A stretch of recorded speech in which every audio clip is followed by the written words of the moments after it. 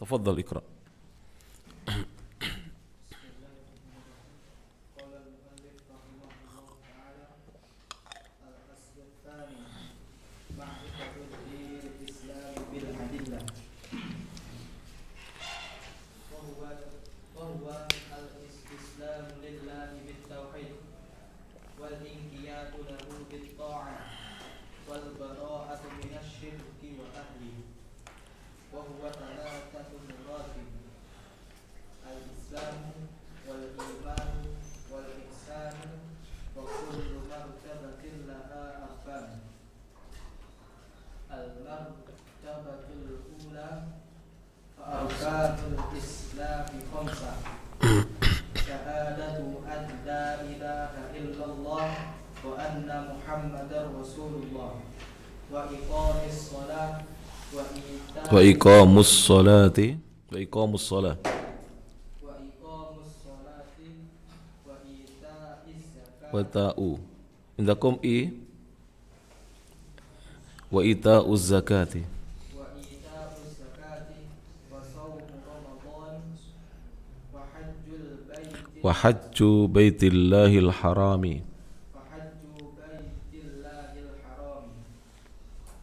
فالدليل شهادة قوله تعالى: شهد الله أنه لا إله إلا هو والملائكة وأولو العلم قائما بالقسط لا إله إلا هو العزيز الحكيم. سورة آل عمران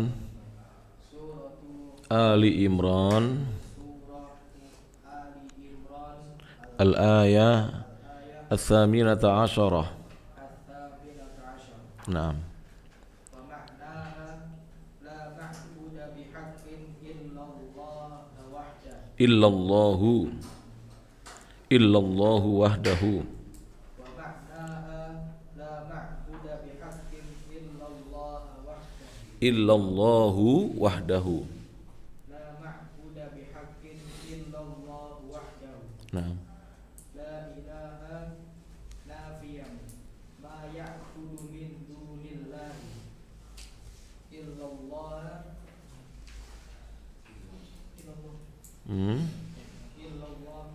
نعم. مثبت العبادة إلا الله مثبتا العبادة لله وحده. مثبتا العبادة لله وحده. العبادة لله. العبادة لله. وحده لا شريك له في عبادته، كما أنه ليس له شريك في ملكه. ليس له شريك كما أنه ليس له شريك في ملكه. نعم.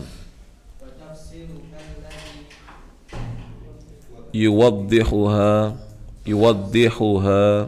وتفسيرها الذي يوضحها قوله تعالى: وإذ قال إبراهيم لأبيه وقومه إنني براء مما تعبدون إلا الذي فطرني فإنه سيهدين. وجعلها كلمة باقية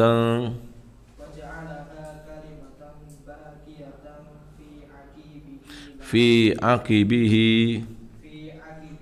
لعلهم يرجعون. نعم.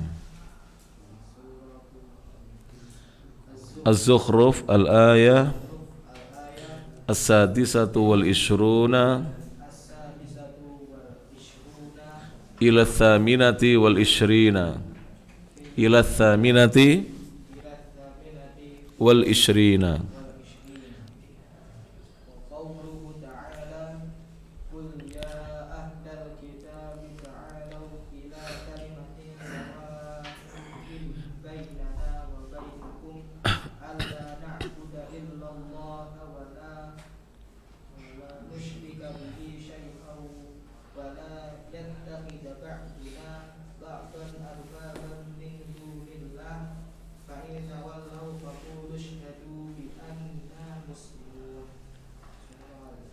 Ali Imran al-ayah ayat Ar-Rabi'atu was-sittun. Syukran. Allah barik fiik ya Ustaz. Nah. Bismillahirrahmanirrahim. Assalamualaikum warahmatullahi wabarakatuh. Innal hamdalillah nahmaduhu wa nasta'inuhu wa nastaghfiruh wa na'udzu billahi min shururi anfusina wa sayyiati a'malina. Man yahdihillahu fala mudhillalah wa man yudlil fala hadiyalah. Asyhadu an la ilaha illallah wahdahu la syarika lah wa asyhadu anna Muhammadan abduhu wa rasuluh. Ya ayyuhalladzina amanu taqullaha haqqa tuqatih wa la tamutunna illa wa antum muslimun. Ya ayuhan nasu taqu rabbakumul ladzi khalaqakum min nafsin wahidah wa khalaqa minha zawjaha wa batha minhuma rijalan katsiran wa nisaa'a wattaqullaha alladzi tasaaluna bihi wal arham innallaha kana 'alaikum raqiba. Ya ayyuhalladzina amanu taqullaha wa qulu qawlan sadida yuslih lakum a'malakum wa yaghfir lakum dhunubakum wa man yuti'illaha wa rasulahu faqad faza fawzan 'azima. Amma ba'd. Fa inna astaqal hadithi kitabullah wa khairal huda huda Muhammadin sallallahu alaihi wa ala alihi wasallam wa syarrul umuri muhdatsatuha fa inna kulla muhdatsatin bid'ah wa kullu bid'atin dhalalah, kullu dhalalatin finnar. Para asatid dan ustadzat rahimani Allah wa iyyakum, alhamdulillah segala puji hanya milik Allah Subhanahu wa taala. Semua pujian dan sanjungan hanya layak disandang oleh Allah Subhanahu wa taala. Alladzi bi ni'matihi, yang dengan nikmat dan karunia dari Allah Subhanahu wa taala semata tatimmus shalihat, kebaikan-kebaikan menjadi sempurna. Setelah beberapa waktu yang lalu kita libur dari kajian rutin bersama para asatid dan ustadzat dari Pondok Pesantren Darul Muslimin Muhammadiyah Pare Kediri, maka kembali kita mengkaji sebuah kitab kecil yang disusun oleh Syekh Muhammad Ibnu Abdul Wahhab Ibni Sulaiman At-Tamimi Al-Wuhaibi rahimahullahu ta'ala, seorang ulama yang dilahirkan pada tahun 1115 Hijriah dan wafat di tahun 1206 Hijriah di usia 91 tahun rahimahullahu ta'ala. Beliau mengatakan kama fi kitabihi, sebagaimana dalam kitabnya Al-Usulul Tsalatsa, 3 landasan utama, yang di sebagian nuskhah naskah itu nama kitabnya adalah Tsalatsatul Usul. Sama artinya 3 pokok, 3 landasan, 3 dasar utama dari agama kita, yaitu yang pertama ma'rifatullah, mengenal Allah Subhanahu wa taala. Kemudian yang kedua ma'rifatu dinil islami bil adillah, mengenal agama Islam disertai dengan dalil-dalilnya. Dan yang ketiga adalah ma'rifatu nabiyyina Muhammadin sallallahu alaihi wasallam, mengenal Nabi kita Muhammad sallallahu alaihi wasallam. Sekarang kita masuk dalam pembahasan malam hari ini tentang al-aslu ats-tsani. Qala rahimahullahu ta'ala, qala al-muallif, qala al-musannif rahimahullahu ta'ala rahmatan wasi'ah, al-aslu ats-tsani, pokok atau dasar, landasan yang kedua. Apa landasan yang kedua? Ma'rifatu dinil islami bil adillah. Ma'rifatu, mengenal dinil islami, agama Islam, bil adillati, dengan dalil-dalil. Jadi kita wajib mengenal agama Islam didasarkan kepada dalil-dalil yang datang, baik yang datang di dalam Al-Quranul Karim maupun dalil-dalil yang datang dalam As-Sunnah An-Nabawiyah. Tentunya As-Sunnah An-Nabawiyah Ats-Tsabitah, yang telah valid, telah tetap datangnya dari Nabi SAW dengan sanad yang sahih maupun yang hasan. Beliau mengatakan rahimahullahu ta'ala, wa huwa al-istislamu lillahi bitauhid. Dan Islam itu adalah, jadi al-Islam adalah al-istislamu lillahi bitauhid. Ini makna, ta'rif, definisi dari al-Islam. Ma huwa al-Islam? Wa huwa al-istislamu lillahi bitauhid, berserah diri lillah, hanya untuk Allah, bitauhid, dengan mentauhidkannya. Jadi seorang muslim dia wajib berserah diri kepada Allah Subhanahu wa taala dengan mengesahkan Allah, dengan mentauhidkan Allah Subhanahu wa taala. Dan tidak boleh baginya dia berserah diri kepada selain Allah. Tidak boleh dia berserah diri kepada makhluk,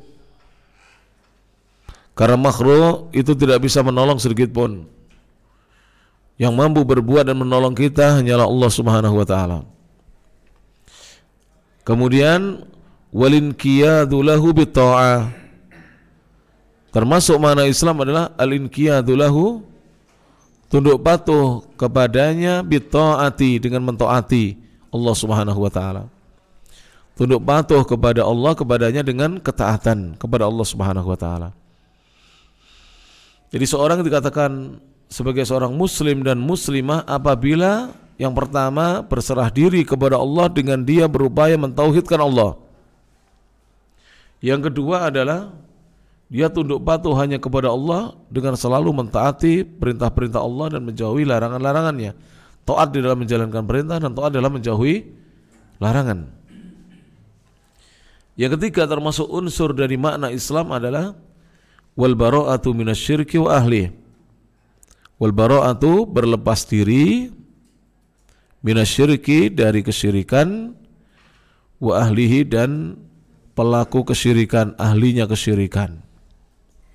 Jadi tidak boleh kita melakukan kesyirikan atau mendukung perbuatan kesyirikan atau membela perbuatan kesyirikan dan juga membantu, mendukung pelaku-pelaku kesyirikan. Tidak boleh. Seorang muslim harus memiliki prinsip hidup. Prinsipnya mentauhidkan Allah dan menjauhi kesyirikan. Namun yang menjadi musibah bagi kita di masa-masa sekarang ini, banyak kaum muslimin dan muslimat yang tidak faham apa itu tauhid dan tidak faham apa itu syirik. Tauhid ditinggalkan, bahkan mereka sebagian yang membenci orang-orang yang belajar tauhid atau mengamalkan tauhid. Sebaliknya mereka memberikan dukungan dan pembelaan kepada mereka-mereka yang berbuat dan menyebarluaskan kesyirikan. Na'udzubillahi min dzalik. Wa huwa, dan Islam itu memiliki salatsu maratiba, 3 maratib, 3 tingkatan, 3 tahapan. Jadi seorang apabila berislam akan melewati 3 tahapan ini. Yang paling pertama setelah dia mengucapkan 2 kalimat syahadat adalah dia berislam dulu. Al-Islam tahapan pertama, yaitu dengan menjalankan rukun-rukunnya yang 5. Kemudian baru beranjak kepada wal iman, beriman, percaya dan meyakini ke-6 rukun yang wajib diyakini sebagai prinsip dari keimanan.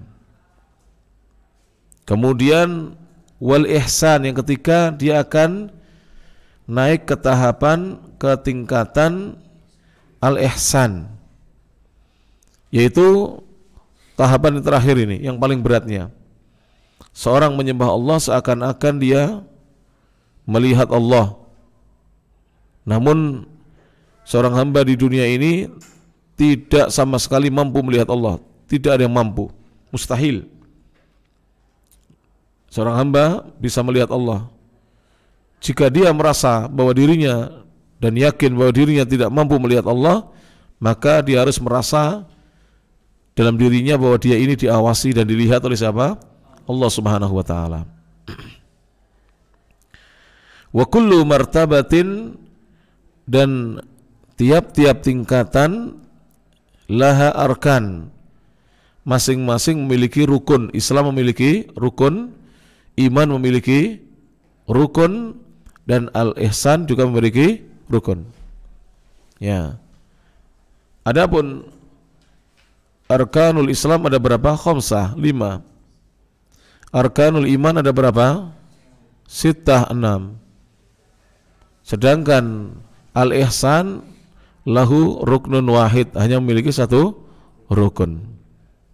Kita bahas sekarang. Al-martabatul ula, tingkatan yang pertama. Fa arkanul islami khamsatun, maka rukun-rukun Islam itu ada 5. Yang pertama, syahadatu an la ilaha illallahu wa anna Muhammadan Rasulullah.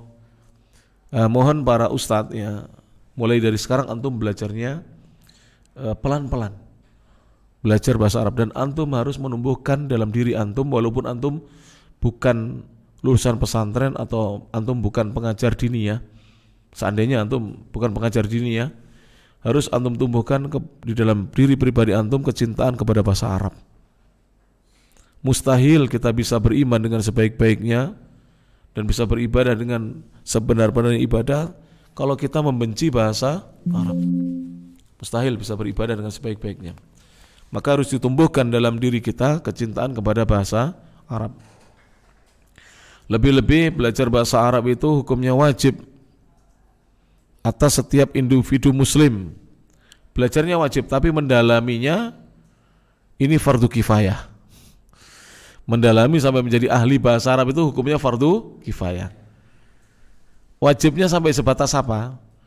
Sampai sebatas antum mampu memahami ya Al-Quran dan Sunnah. Sampai antum mampu memahami kitab-kitab para ulama. Adapun pendalamannya sampai antum menjadi guru bahasa Arab, pakar bahasa Arab, itu memang tidak diwajibkan atas setiap individu. Karena ada individu yang tidak mampu. Jadi dia tidak akan bisa mencapai derajat menjadi pakar bahasa Arab. Tapi setidaknya dia mengetahui bahasa Arab dasarnya. Dan juga berdasarkan athar dari Amirul Mukminin Umar ibn al-Khattab radhiyallahu taala anhu, yang mana beliau pernah mengatakan ta'allamu al-arabiyyah. Ta'allamul arabiyyah, belajarlah kalian bahasa Arab. Fa innaha juz'un min dinikum. Sungguhnya bahasa Arab itu adalah bagian dari agama kalian. Ta'allamu, belajarlah kalian al-arabiyyata, bahasa Arab. Fa innaha, karena sungguhnya bahasa Arab itu juz'un, satu bagian, min dinikum, dari agama kalian. Dan nikmat antum ya, kalau biasa mengkaji kitab langsung berbahasa Arab itu nikmat ya, nikmat sekali. Karena bahasa Arab itu keindahannya tidak bisa ditandingkan dengan keindahan bahasa-bahasa di luar bahasa Arab. Indah sekali bahasa Arab itu. Kaidah-kaidahnya itu tetap baku, tidak berubah dari masa ke masa. Berbeda dengan bahasa yang lain. Antum kalau membaca kitab-kitab bahasa Inggris, walaupun antum sekarang sudah menguasai bahasa Inggris 200 tahun yang lalu, antum tidak akan bisa memahami dengan cepat sekarang. Ana pernah ya melihat fotokopi dari manuskrip bahasa Inggris di masa lalu, susah kita pahami. Kemudian kalau antum ya sekarang melihat kepada bahasa Jawa, orang yang tinggal di Jawa sekarang tidak akan bisa memahami bahasa Jawa di masa lalu. Tapi bahasa Arab dari zaman Rasulullah SAW sampai sekarang semua orang bisa memahaminya asal mempelajari kaidah-kaidahnya. Kita lanjut ya. Jadi tolong diperhatikan, walaupun satu harokat pun tidak boleh kita remehkan dalam membacanya. Makanya di sini terkadang saya wakofkan, saya matikan, kadang-kadang saya hidupkan harokatnya supaya antum tahu dibaca rafa'ka, baca marfu'ka, atau mansub, atau majrur, atau majzum, kalimah-kalimahnya, kata-katanya. Beliau mengatakan al-martabatul ula, tingkatan yang pertama adalah fa'arkanul islami khamsatun. Rukun Islam itu ada khamsah 5. Yang pertama syahadatu alla ilaha illallahu. Tidak boleh dibaca illallah, tidak, illallahu. Persaksian, syahadatu persaksian an la ilaha, bahwasanya tidak ada ilah sesembahan yang berhak disembah illallahu, kecuali hanya Allah. Wa anna Muhammadan Rasulullah. Wa anna Muhammadan, sesungguhnya Nabi Muhammad adalah Rasulullah, Rasulullahi, utusan Allah. Rasul artinya utusan. Yang kedua rukunnya adalah wa iqamus shalah. Jadi tidak boleh dibaca majrur wa iqami atau mansub wa iqama, kecuali ada amilnya, ada faktor yang menyebabkan dia dibaca majrur maupun mansub. Maka kembali kepada asal bahasa Arab, dia dibaca marfu. Wa iqamus sholati, dan mendirikan salat. Dan iqam ini bentuk masdar. Kalau bentuk fiilnya aqama yuqimu, aqama fi'lun madhin, yuqimu fi'lun mudhari'un, iqamatan atau iqaman adalah masdarun, masdar. Wa iqamus sholati, dan mendirikan salat. Dan iqamu ini mudhaf, as-sholati mudhafun ilaih. Dan saya senang ketika mengajar itu sambil kita murojaah qawaid bahasa Arab. Terutama antum yang lulusan pesantren-pesantren, bagi yang dari Gontor maupun yang selainnya, harus cinta bahasa Arab. Jangan sampai antum dulu dididik di pesantren sekarang malah benci bahasa Arab. Tidak boleh. Kalau benci bahasa Arab nanti daurah bahasa Arab dengan saya. Saya buat semuanya terkena virus cinta bahasa Arab. Harus dikasih virus cinta bahasa Arab. Tidak boleh seorang muslim benci dengan bahasa Arab. Kalau dia ingin surga loh ya, tapi tidak tahu kalau hanya keinginannya hanya ingin mendapatkan kenikmatan dunia. Saya katakan kenikmatan dunia. Sebab belum tentu orang yang diberi kenikmatan dunia bahagia di dunia. Belum tentu seorang yang diberi kenikmatan di dunia merasakan kelezatan dan kenikmatan dunia ini bahagia hidupnya. Jelas?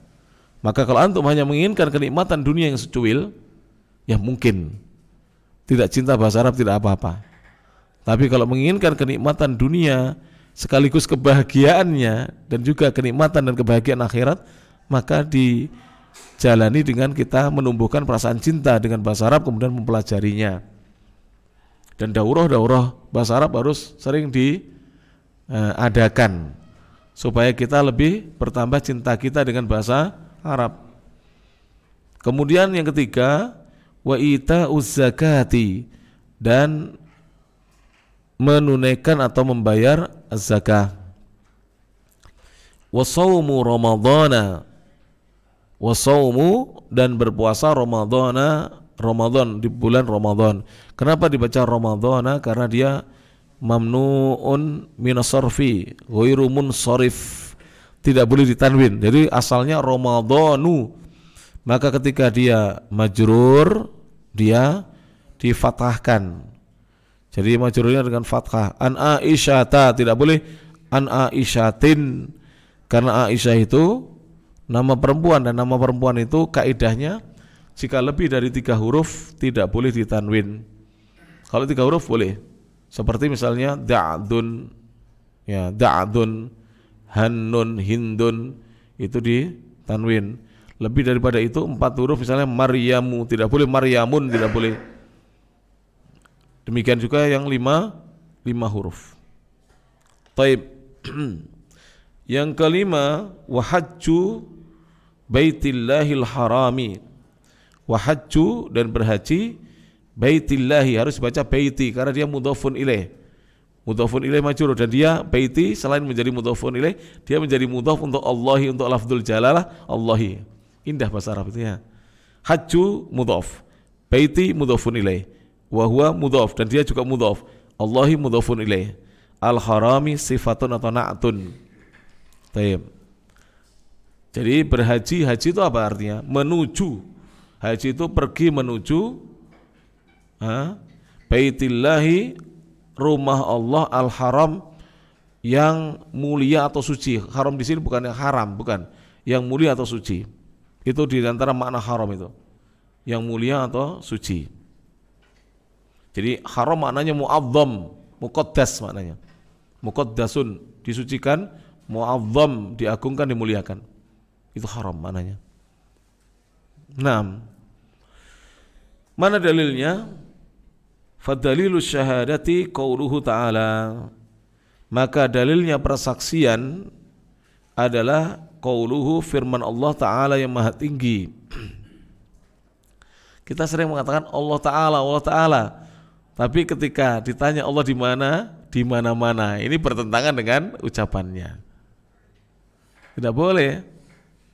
Tanakut namanya, kontradiksi.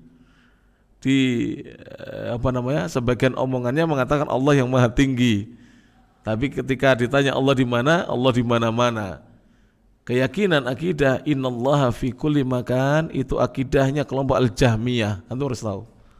Bukan Ahlus Sunnah. Antum cari kitab Ahlus Sunnah tidak bakal ketemu. Ana punya kitab akidah dikumpulkan oleh seorang syekh, jumlahnya 60 kitab akidah. Dari ulama-ulama Ahlus Sunnah dari abad pertama sampai abad ke-5.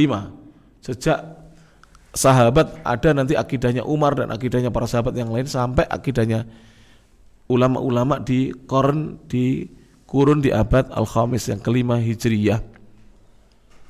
Mereka tidak ada yang mengatakan innallaha fi kulli makan. Sungguhnya Allah ada di mana-mana, di segala tempat. Tidak ada. Yang mengatakan pertama kali innallaha fi kulli makan al-Jahmiyah, ad-dhalah, al-mudillah, al-munharifah. Kelompok Jahmiyah yang sesat dan menyesatkan dan berpaling dari ajaran Rasulullah SAW, dan kelompok ini telah dinyatakan keluar dari Islam oleh Al-Imam Abu Hanifah rahimahullahu ta'ala. Siapa Abu Hanifah? Namanya siapa? Para ustaz? An-Nu'man ibnu Thabit. Kalau Ibnu Bashir itu sahabat. Ibnu Thabit Abu Hanifah. Dikenal dengan kunyahnya Abu Hanifah, bapaknya Hanifah. Mata wulida, kapan dilahirkan? Nah ini Ustadz mesti tanya kapan dilahirkan, kapan meninggal ini. Puyang saya. Mata wulida sanata tamanin hijriyatan, tahun 80. Wa mata tuufiya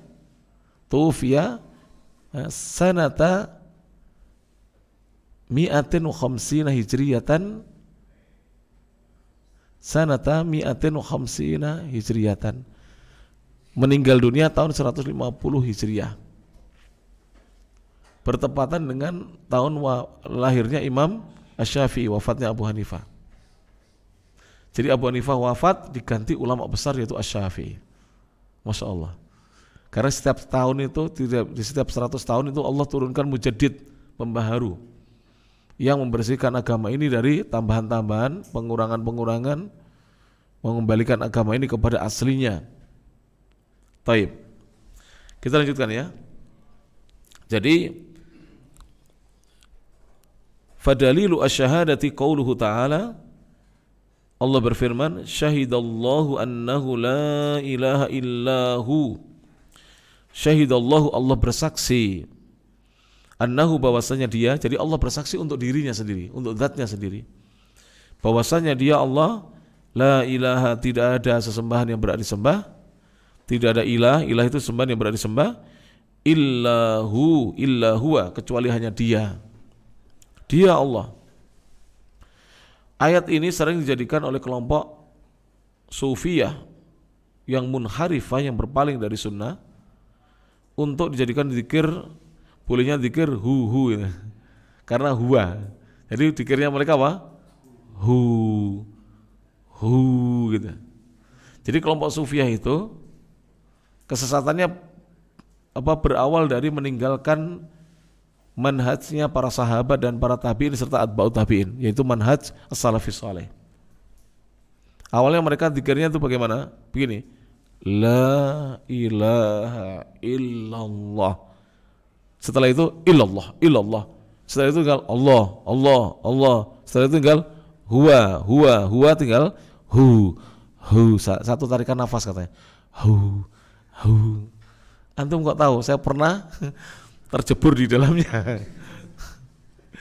Jadi saya pernah zikir tuh hu saja. Allahul musta'an.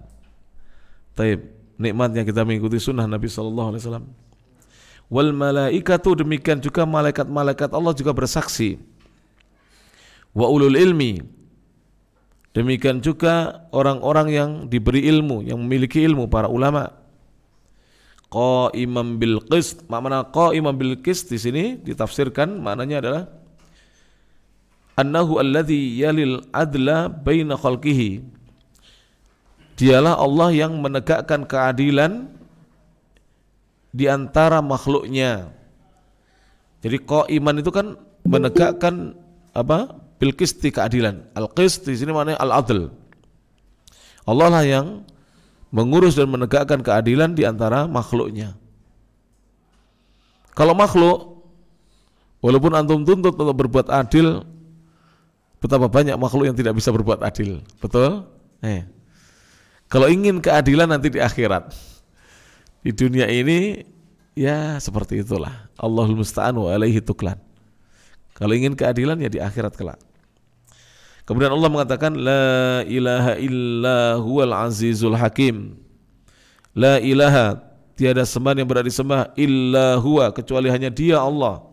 Al azizu, yang maha perkasa. Al hakim, lagi maha bijaksana dan memiliki hukum. Al hakim, maha bijaksana dan memiliki hukum. Surah Ali Imran. Ali Imran itu artinya keluarganya Imran. Alun itu bermakna ahlun, ya, keluarga Imran. Al-ayah ats-tsaminata asyarah, ayat yang ke-18.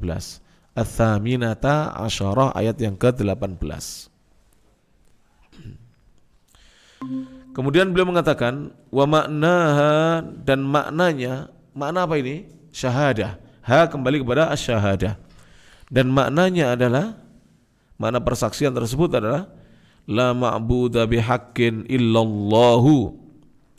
Makna ini bukan hanya disampaikan oleh Syekh Muhammad bin Abdul Wahhab bin Sulaiman At-Tamimi Al-Wahibi, namun juga disampaikan oleh banyak ulama. Jadi beliau hanya menukil dari ulama-ulama pendahulu beliau bahwa la ilaha illallah itu maknanya la ma'budu bihaqqin illallahu. Silahkan dibaca tafsiran-tafsiran para ulama. Kalau antum punya kitab-kitab tafsir besar, antum buka. Kalau belum punya, pergi ke rumah ana bukakan. Tafsirannya seperti itu, tidak jauh dari itu. Jadi tafsirannya seperti itu. Tidak ada yang mentafsirkan la khaliqa illallahu, tidak ada. Tidak ada pencipta kecuali Allah. Kalau diartikan tidak ada pencipta kecuali Allah atau ditafsirkan dengan la khaliqa illallah, mestinya orang-orang musyrikun, kufar Quraisy tidak akan menentang la ilaha illallah. Mereka meyakini Allah sebagai pencipta. Nanti akan saya bahas lebih lanjut. Kenapa ditolak kalimat la ilaha illallah? Karena makna ilah adalah tidak ada sesembahan yang berhak disembah kecuali hanya Allah. Mereka marah di situ. Karena mereka sebenarnya telah menjadikan sembahan-sembahan yang sangat banyak. Oleh karena itu di ayat yang lain mereka mengatakan aja'alal alihata ilaha wahida inna hadza la syai'un ujab. Apakah dia Muhammad menjadikan sesembahan-sembahan yang banyak yang kami sembah itu hanya menjadi satu sesembahan? Sesungguhnya ini ada sesuatu yang sangat menakjubkan, mengherankan bagi kami. Heran kami. Kenapa Muhammad mengajak menyembah satu? Kami biasa menyembah banyak Tuhan. Jelas ini? Kalau seandainya artinya bukan ini, tafsirannya bukan ini, pastilah kaum kufar Quraisy tidak akan menentang kalimat la ilaha illallah. Padahal Nabi Muhammad dalam hadis yang sahih beliau mengatakan, dalam hadis yang sahih beliau berkata, kata Rasulullah sallallahu alaihi wasallam, ya qaumi, wahai kaumku, qulu, ucapkan oleh kalian la ilaha illallah. Kalimat la ilaha illallah, tuflihu, kalian akan apa? Beruntung, akan menang, akan selamat, akan sukses dan bahagia. Sudah kita jelaskan dulu ya maknanya. tuflihu. Kalian akan beruntung, menang, sukses, selamat dan bahagia. Tapi bagaimana jawaban mereka? Jawabannya itu tadi, aja'alal alihata ilaha wahida inna hadza la syai'un ujab. Apakah dia Muhammad menjadikan sembahan yang banyak itu menjadi satu sembahan saja? Sungguhnya ini adalah sesuatu yang sangat mengherankan bagi kami. Jelas ini? Antum sudah paham sampai di sini. Jadi kalau ada yang menuduh atau menghakimi bahwa Syekh Muhammad bin Abdul Wahab satu-satunya ulama yang mengartikan la ilaha illallah dengan la ma'budu bihaqqin illallah, keliru. Beliau hanya mengikuti ulama terdahulu. Bahkan antum kalau baca kitab-kitab beliau itu mazhabnya Hanbali tapi yang bukan yang muta'assib, bukan yang ta'assub. Hanbali yang apa? Bukan yang muta'assib. Jadi seperti Imam Nawawi itu Syafi'i tapi bukan yang ta'assub dengan mazhab Syafi'i. Beliau muhakkik peneliti. Jadi beliau mengikuti mazhab tapi beliau meneliti mazhab tersebut. Jika ada pendapat lain yang lebih dekat kepada sunnah, beliau ikuti. Lantas kenapa sebagian ulama dahulu mengikuti mazhab? Begini, antum kalau berpendapat dengan pendapat antum, salahnya lebih banyak daripada antum mengikuti ulama yang jelas-jelas kredibel, ya, diakui oleh dunia, muktabar. Paham tidak? Maka sebenarnya jika betul-betul mengikuti mazhab loh ya, baik dalam fikih maupun akidah, jangan ikuti fikihnya dengan pengakuan loh ya, akidahnya ditinggal. Contohnya orang-orang yang mengaku mengikuti mazhab Syafi'i, katanya fikihnya pakai Syafi'i, akidahnya tidak mau pakai Syafi'i. Kenapa? Kalau tidak mau, akidahnya kami pakai Asy'ari, keliru. Imam Syafi'i jauh datang sebelum Imam Asy'ari. Ya tidak? Kemarin sudah saya jelaskan. Imam Syafi'i wafatnya tahun berapa? 204 Hijriah. Di usia 54 tahun, lahir 150. Wafat tahun 200 berapa? 4. Imam Abdul Hasan Al-Asy'ari lahir tahun berapa? 260 berapa? Sudah pernah saya sebutkan ya. 64 ya kalau tidak salah ya. Berarti jauh sekali ya. Jauh sekali. Bahkan Imam Abdul Hasan itu tidak ketemu di Imam Ahmad. Imam Ahmad lahir tahun 164, wafat 241. Jadi terpaut sekitar 241 dengan 264. 20 berapa? 3 tahun. Jadi Imam Ahmad sudah wafat 23 tahun sebelumnya, baru Imam Abdul Hasan Al-Asy'ari lahir. Sehingga kalau kita mau jujur mengikuti Islam, harusnya akidahnya Imam Syafi'i yang diikuti, bukan akidahnya orang belakangan yang diikuti. Jelas? Kenapa fikihnya milih Syafi'i, tapi akidahnya tidak mau mengikuti Syafi'i? Ada apa di balik itu? Ada udang di balik rempeyek pasti. Ya. Mohon jangan marah dengan saya. Saya ingin memberi pencerahan supaya kita tidak ta'assub, tapi kita tidak juga menghina ulama yang mengikuti mazhab. Tapi ternyata yang mengaku mengikuti mazhab Syafi'i dalam fikih nyatanya tidak mengikuti mazhab Syafi'i. Ada orang celananya tidak isbal dihina. Padahal mazhab Syafi'i itu antum tak kasih tahu. Antum nanti mudah-mudahan ada yang ditakdirkan pergi ke Saudi Arabia. Ulama-ulama Saudi yang Syafi'iyah loh, bukan yang Hambali. Itu bukan celana di sana, jubahnya, mereka pakai jubah ya, thubnya itu pertengahan betis, tinggi sekali. Jadi tinggi thubnya itu, jubahnya tinggi-tinggi mereka. Jadi bukan hanya di atas mata kaki, di atasnya lagi. Dan istri mereka bercadar. Ayo sekarang siapa yang mengaku mengikuti mazhab Syafi'i, apakah dia memerintahkan istrinya bercadar? Tidak, kecuali sedikit. Jadi menurut mazhab Syafi'i, cadar itu wajib. Menurut mazhab Syafi'i, cadar itu apa? Wajib. Bahkan Imam Syafi'i mengatakan tidak boleh memperlihatkan dua mata. Jadi kalau mazhab Syafi'i itu mata tidak boleh terlihat. Harus, jadi gini, setelah cadar, tahu cadar ya antum ya? Nah, walaupun antum nggak pakai harus tahu ya. Tahu cadar. Cadar kan gini. Kemudian dikasih purdah, purdahnya kain tipis hitam juga di depannya cadar ini. Dia masih bisa melihat, kalau antum nggak bisa melihat. Kecuali mendekat begini, oh cantik ya gitu. Tapi nggak bisa melihat. Jadi dia masih bisa melihat. Cadar ini adalah purdah. Purdah itu di depannya cadar. Imam Syafi'i hanya boleh membolehkan seorang wanita membuka satu matanya jika dia tidak bisa melihat jalan. Kan ada wanita yang kadang-kadang matanya sudah rabun. Kalau pakai purdah tidak terlihat ya. Kalau masih muda jelas. Jadi akhwat-akhwat yang pakai cadar itu bisa ngelirik antum tidak bisa melihat dia, ya enggak? Adil enggak itu? Mantabun ya. Langsung ikut saya antum. Saya.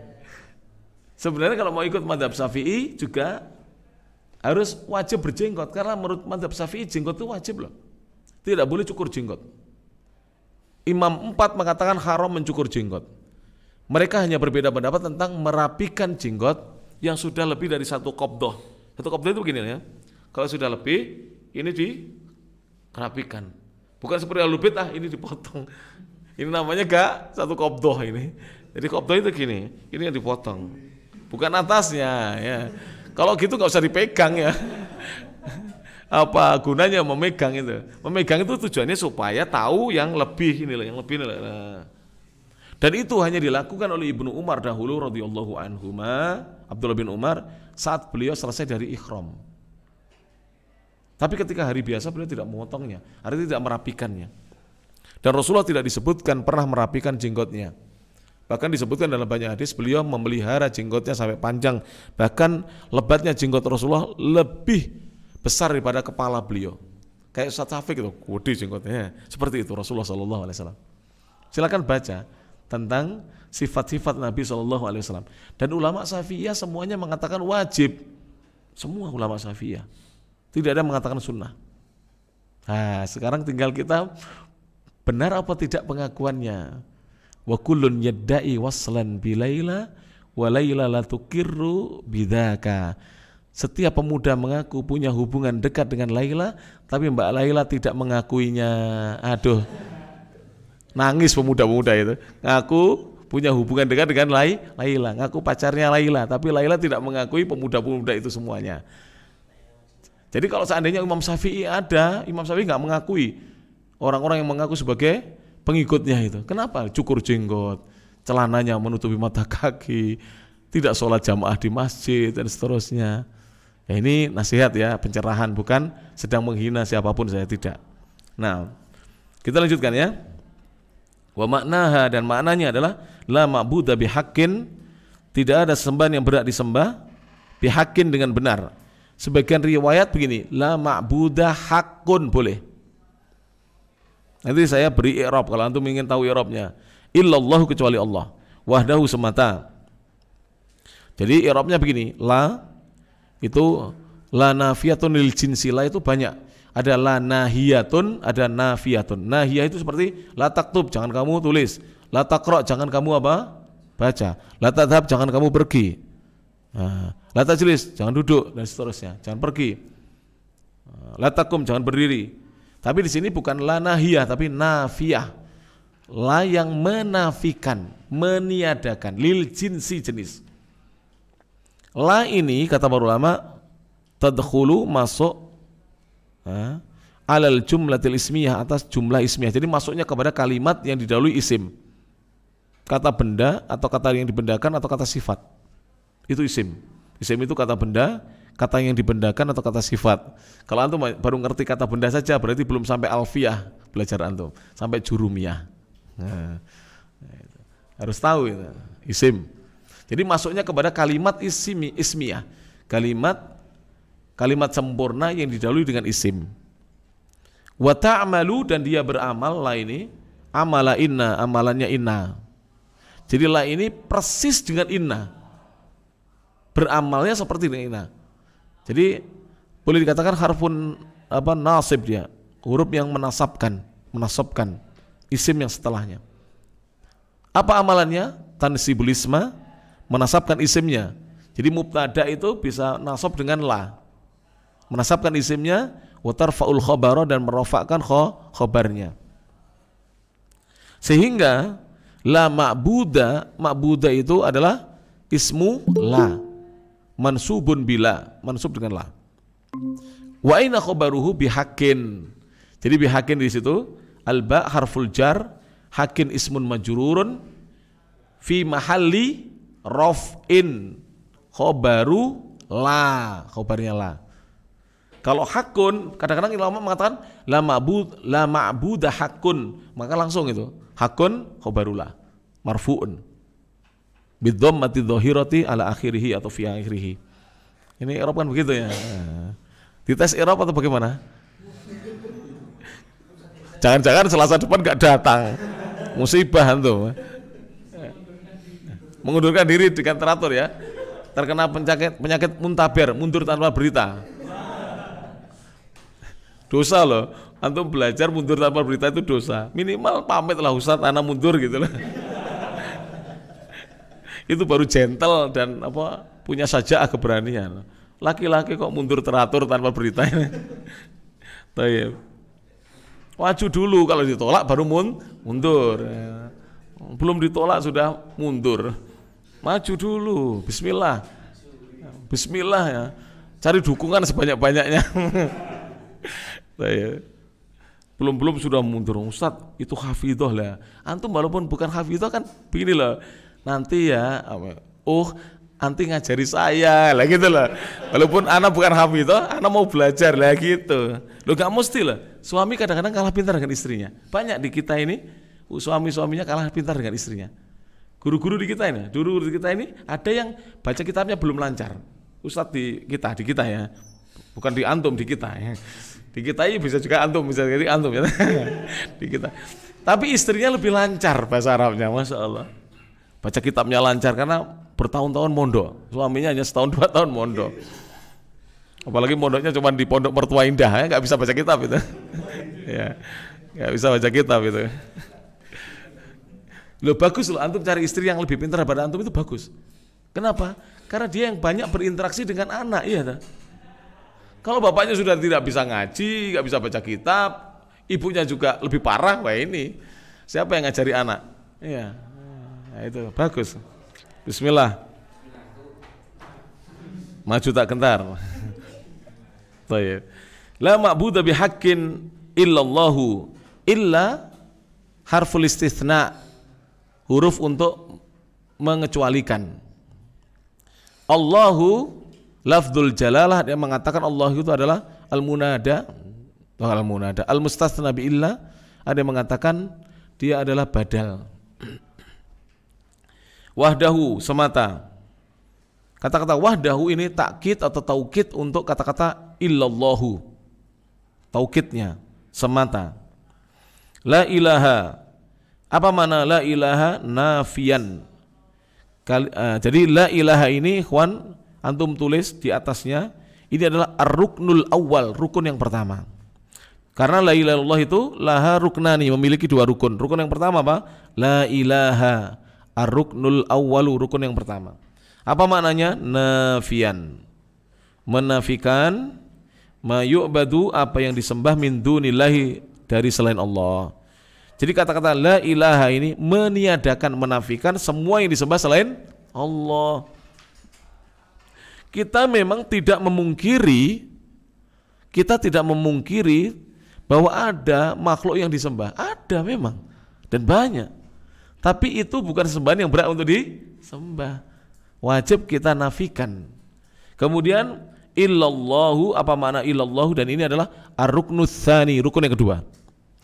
Illallahu ar-ruknus tsani, rukun yang kedua. Apa makna ini?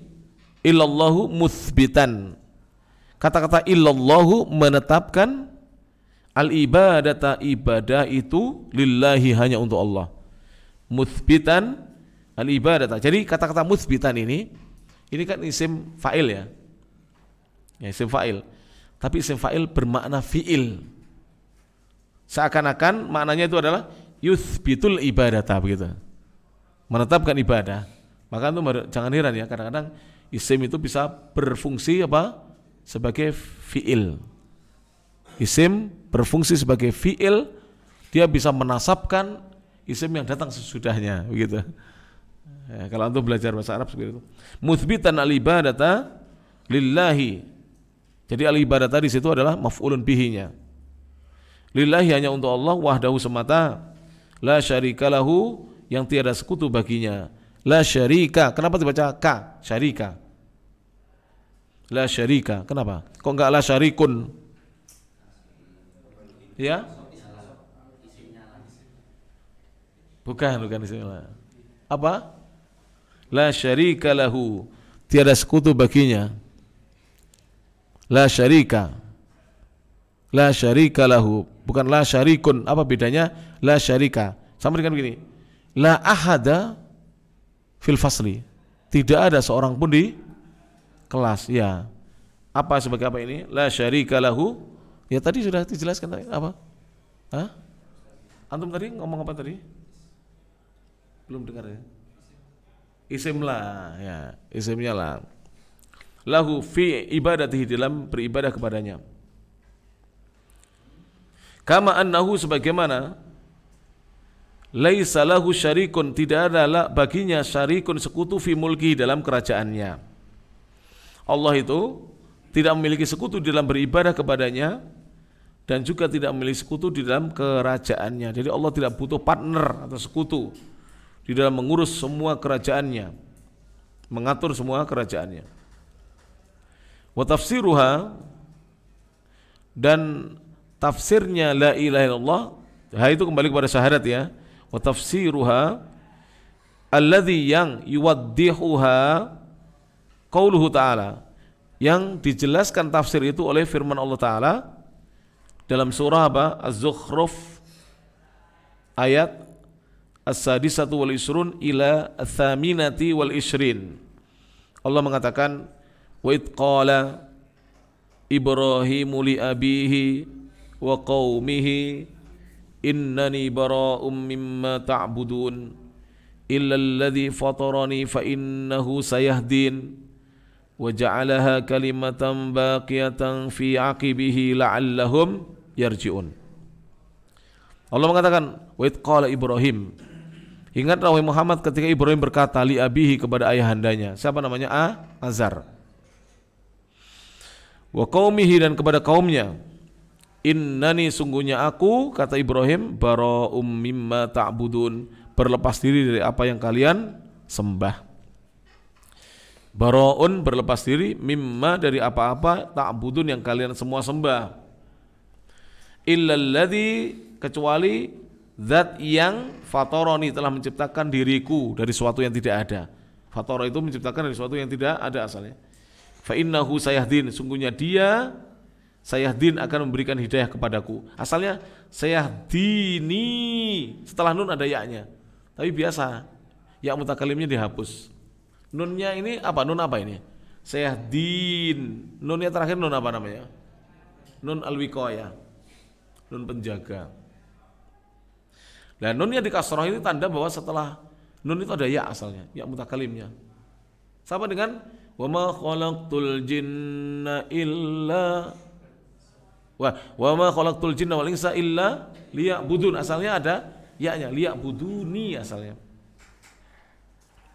Kemudian Allah mengatakan wa ja'alaha kalimatan baqiyatan fi aqibihi, dan Allah menjadikan kalimat la ilaha illallah itu sebagai kalimat baqiyah, yang kekal abadi, fi aqibihi, pada anak turunnya Ibrahim, pada orang-orang yang datang setelahnya, itu anak turunnya.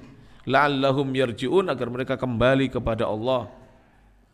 Perhatikan ya, kata-kata di sini, innani bara'um mimma ta'budun, ini adalah tafsiran dari ya la ilaha. Antum garis atasi, di garis atasi, innani bara'um mimma ta'budun, ini adalah tafsir dari la ilaha. Illalladzi fatarani, ini adalah tafsir dari illallahu. Illalladzi fatarani adalah tafsir dari illallahu. Jadi kalau antum melihat ayat-ayat seperti ini banyak. Jadi ada dua penafsiran. Sekaligus penafsirannya disebutkan dalam satu ayat. Wa qauluhu ta'ala, dan firman Allah Ta'ala. Dan firman Allah Ta'ala, Qul ya ahlal kitabi ta'alau ila kalimatin sawa'in bainana wa bainakum alla na'budu illallah wa la nusyrika bihi syai'a wala yattakhidha ba'duna ba'dan arbaban min dunillah fa in tawallaw faqulu ashhadu bi anna muslimun. Ini ada dalam surat apa? Ali Imran al-ayah ar-rabi'atu was-sittun 64. Kul katakanlah, ya ahlul kitab, wahai ahlul kitab. Siapa ahlul kitab? Man haula? Al-yahud wan nasara. Ta'alau kemarilah ila kalimatin sawa, kepada kalimat yang sama, bainana antara kami wa bainakum dan antara kalian. Apa kalimat yang sama itu?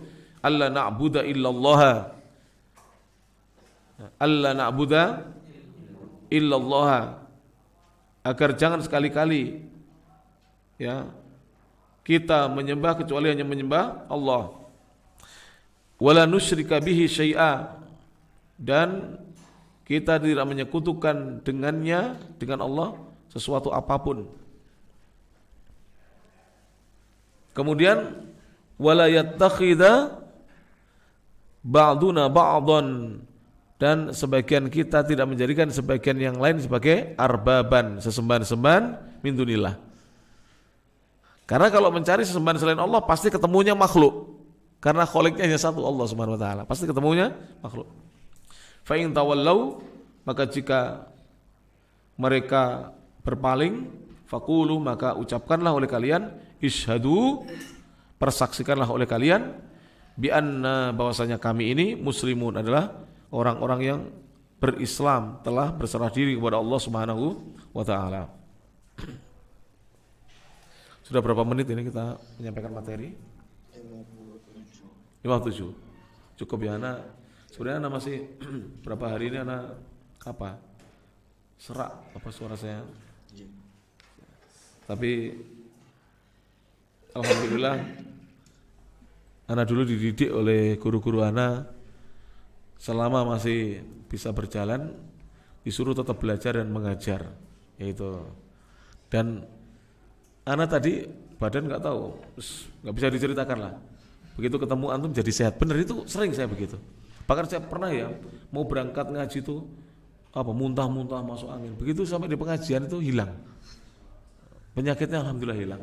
Itu saya ingat kakeknya Syekhul Islam Ibnu Taimiyah, Majduddin Ibnu Taimiyah, kakeknya, bukan beliau. Kemudian Syekh bin Bas juga. Syekh bin Bas suatu hari beliau itu sakit di rumah sakit. Ya sakit di rumah sakit kan dirawat, diinfus ya, opname. Beliau minta diambilkan kitab. Beliau tetap siaran radio Idaah di Saudi Arabia. Ditanya oleh murid-muridnya, Syekh apa tidak perlu istirahat? Katanya, saya justru beristirahat dengan apa? Membaca kitab dan mengajar. Jadi orang itu kalau sakit dan dia punya kebiasaan belajar dan mengajar itu, terkadang dengan mengajar dan belajar itu sakitnya bisa apa? Hilang. Ya subhanallah, benar. Karena tadi bukan hanya lemes, luar biasa. Saya buat mandi, udah berangkat ke sini, alhamdulillah, tinggal kantuknya dengan suara saja, alhamdulillah badannya menjadi sehat, alhamdulillah. Benar, sering itu. Anak alami sering sekali. Bahkan pernah pening, ya Allah, pernah perut itu sakit sekali. Sampai sebelum ngaji itu saya, mohon maaf ya, akramanallah, berkali-kali ke kamar kecil. Alhamdulillah begitu ngaji, mulai alhamdulillah tidak terasa. Pulang ngaji terasa lagi. Itu terasa lagi. Sampai berkali-kali saya malam ke kamar mandi. Tapi pas ngaji sehat, alhamdulillah, nikmat dari Allah Subhanahu wa taala. Dan pernah saya ini menyesal. Jadi badan saya demam, saya nggak berangkat. Anak nggak berangkat. Begitu tidak berangkat kok tiba-tiba di rumah itu setelah sholat maghrib, sholat di rumah ya, kok ringan, badan terasa ringan begitu. Nyesal nggak berangkat tadi. Jadi kita kadang-kadang begitu ya. Insya Allah ini sebagai muqaddimah, setelah kita libur kita akan lanjutkan insya Allah dalam pertemuan-pertemuan yang akan datang. Apabila ada pertanyaan monggo silakan ya. Syarat pertanyaan tidak boleh sulit-sulit pertanyaannya. Ya. Nah sulit saya nggak bisa jawab, terus buat apa ditanya ya? Ya silakan yang mau bertanya. Kalau tidak ada kita tutup. Jelas insya Allah ya. Salah. Baik. Ini bisa disampaikan insya Allah. Dan kitab ini jangan diremehkan. Antum kalau sudah membaca kitab ini, insya Allah setiap kali mau berbuat buruk itu ingat Allah, itu nggak tahu Jadi kita ini diingatkan karena ini makrifah kepada 3 hal ya. Dan ini pertanyaan yang akan diajukan oleh malaikat, 2 malaikat munkar dan nakir di kubur tentang man rabbuka wa ma dinuka wa man nabiyuka. Ini pelajaran kitab ini. Jadi pelajaran untuk nanti kita ditanya di kubur. Jadi mau berbuat apa, ingat itu ya Allah, nanti akan ditanya 3 ini. Akhirnya kita akan menghindari perbuatan-perbuatan yang buruk. Demikian ya bisa disampaikan. Terima kasih banyak para ustadz dan ustadzah yang telah menyimak kajian ini. Apabila ada kata-kata saya yang kurang baik, yang menyakiti hati antum, mohon maaf yang sebesar-besarnya. Semoga ilmu yang kita pelajari bersama di malam hari ini Allah jadikan ilmu yang bermanfaat bagi kehidupan kita di dunia maupun di akhirat. Alafu minkum subhanakallahumma bihamdik asyhadu an la ilaha illa anta astaghfiruka wa atubu ilaik wa akhiru da'wana alhamdulillahi rabbil alamin. Tsumma assalamu alaikum warahmatullahi wabarakatuh.